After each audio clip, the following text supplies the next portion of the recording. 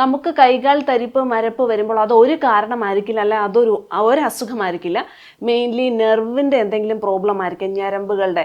അതായത് nerve compression വരികയും അതുപോലെ നെർവ് ഡാമേജ് സംഭവിക്കുകയോ പെരിഫറൽ ന്യൂറോപ്പതിയോ അതുപോലെ ചില വിറ്റാമിൻ്റെ കുറവ് മൂലമോ ചില മെഡിസിൻ്റെ സൈഡ് എഫക്റ്റ് മൂലമോ കൂടുതലായിട്ട് ആൽക്കഹോൾ ഉപയോഗിക്കുകയും കൂടുതലായിട്ട് സ്മോക്കിംഗ് പ്രത്യേകിച്ച് പുകവലിക്കുന്ന ആൾക്കാരിലും രക്തഓട്ടം കുറയുന്ന വിവിധതരം രോഗങ്ങളിലും മൾട്ടിപ്പിൾ സ്ക്ലീറോസിസ് എന്നൊക്കെ പറഞ്ഞ അവസ്ഥയിലും വെരിക്കോസ് വെയിനിലൊക്കെയാണ് ഈ പറഞ്ഞ പ്രോബ്ലങ്ങൾ നമുക്ക് കാണുന്നത്.